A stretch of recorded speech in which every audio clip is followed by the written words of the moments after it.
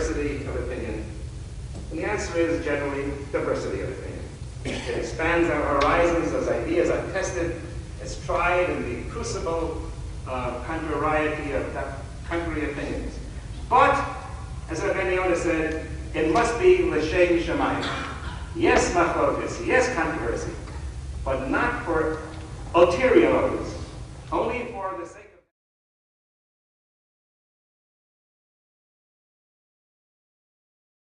Know that you live in a special Jewish community. I assume you do, but for those of us who've been involved in the Jewish communal world for many years, Boston has always been a community that we always look to analyze and emulate in so many ways, but mostly because you could be giving this talk tonight. There is no community in North America that has worked more, thought more, and struggled in joyous ways more with defining community and finding...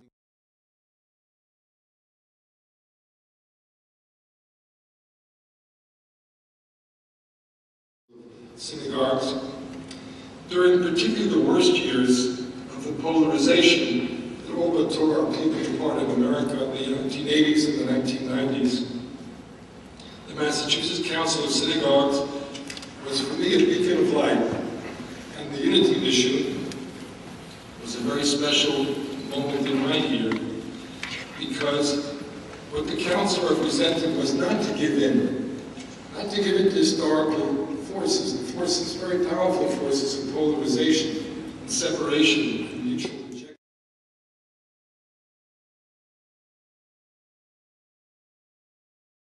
I asked one of the students in words that I really have not forgotten, why is it you came on this trip?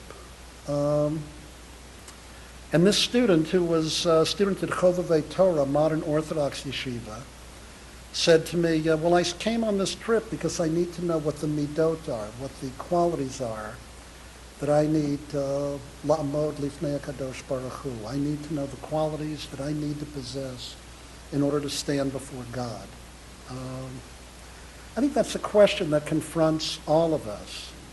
So that as I conclude my remarks tonight, I would say to you that whatever the differences are that distinguish us in regard to ideology, and I would never want to downplay them, whatever the distinctions are that then emerge in regard to positions, in regard to gays and lesbians, in regard to the place of women in our religious tradition. These are all very real distinctions. Nevertheless, what I think does unite us is a common set of sociological challenges and conditions, and that what does unite us is that all of us, from a religious perspective, have to all attempt to answer this question of what does it mean, what are the qualities that are required to stand before God.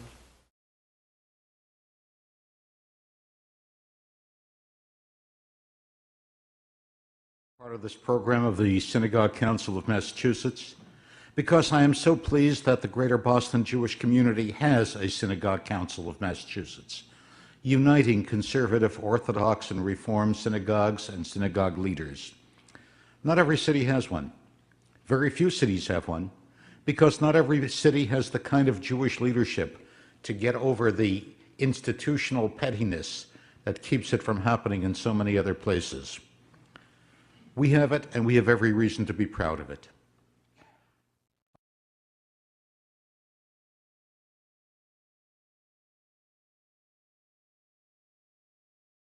It's a tremendous honor for me to be able to participate here to honor your mother, your sister, Connie Birnbaum.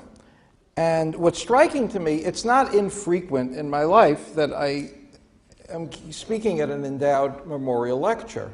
What is uncommon is that the life of the person who's being memorialized was so tied in with the themes of the evening and with the theme of the organization for which she worked. Because clearly this broad-based love was such a part of Connie Birnbaum, and the whole idea of tolerance and acceptance and the right of others to think differently exactly is what epitomizes the organization. We are family. And that legacy of what it means to be mishpacha whether or not we've been related for 1,000 years or we've never been related. That's Connie's legacy. Her legacy is that every Jew is my sister, every Jew is my brother. That we're one people. We're one Am. The word Am Yisrael.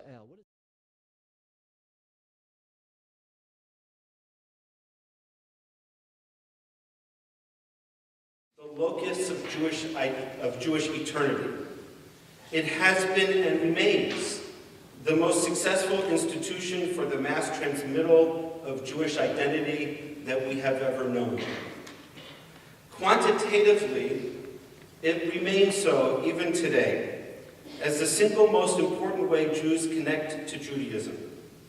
The synagogue is the primary hub of Jewish experience, where everything in Jewish life intersects.